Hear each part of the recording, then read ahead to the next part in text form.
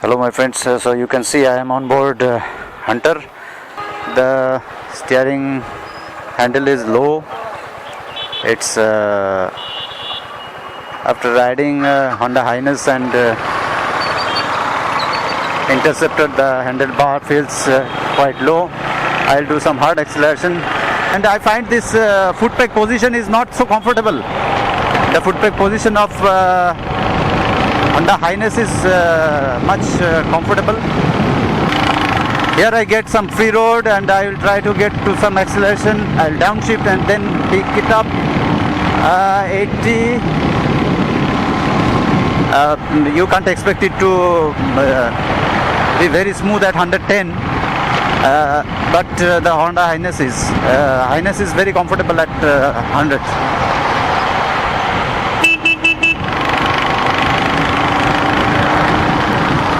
From 80 to 100 it takes some time, and beyond 100 it doesn't feel as stable as Honda Hness, because I comfortably ride at 100 on Hness, but this one is not giving me that much confidence, not because this bike is new to me, but its shock absorber setup and handling, foot peg position and steering position, all this combined, it doesn't give you that much confidence to run beyond 80 or 90.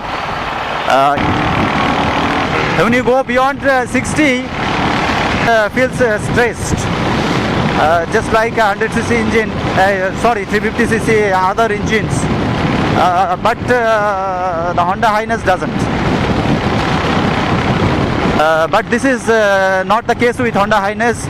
You can push the Hness at 110. I have constantly ridden.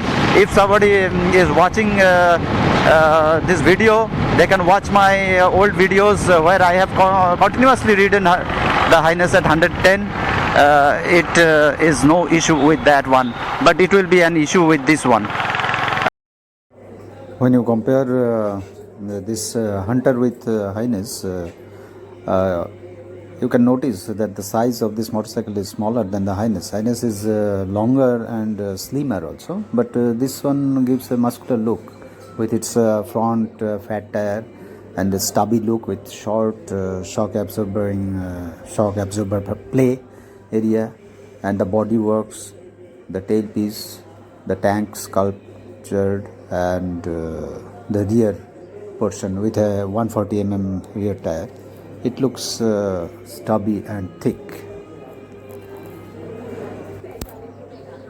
The all black treatment of the bike with its engine painted black, the exhaust all in black, and mostly the black bodywork gives it a different look than the Hness, where you find a lot of chrome, use of chrome on the exhaust silencer and certain other parts also gives it a altogether different look than the Hunter.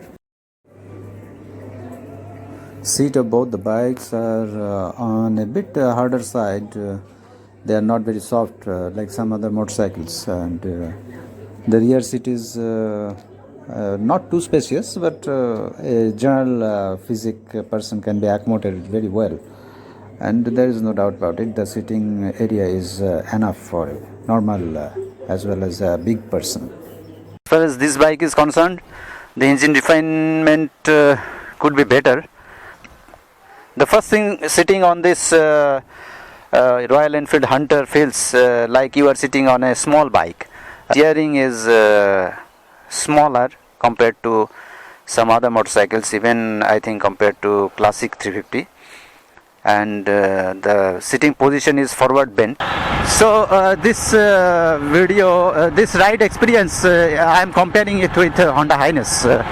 Hness riders, those who have been thinking that if they could buy this one, selling off their Hness, I think that is not going to happen. If you take a test ride, see, my voice is shaking because the road is kind of humpy.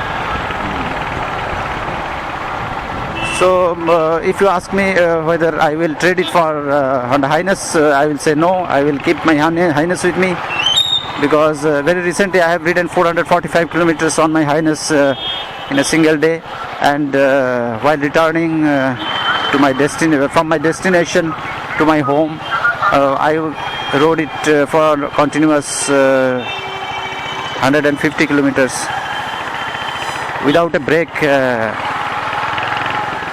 And comfortable with the foot peg positions and all, but with this one I think there will be a little bit issue, as I have been telling you.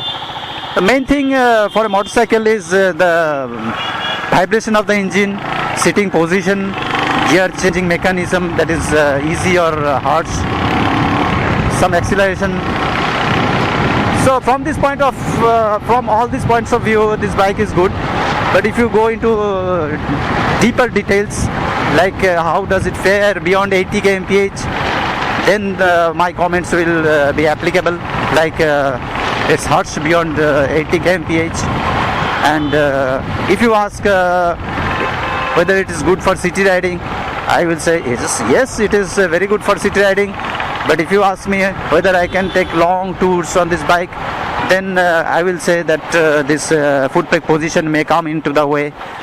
Then if you say that I want to do long highway rides and at 100 kmph, then I will say it's going to be some issue, because at 100 kmph it's not very smooth.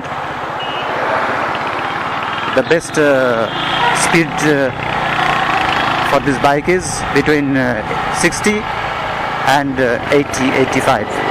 You can push it to 90. But is buying this bike for purely local rides, city rides, 50-60 kilometers rides at a stretch and come back, take a break, just like that, it's fine for them.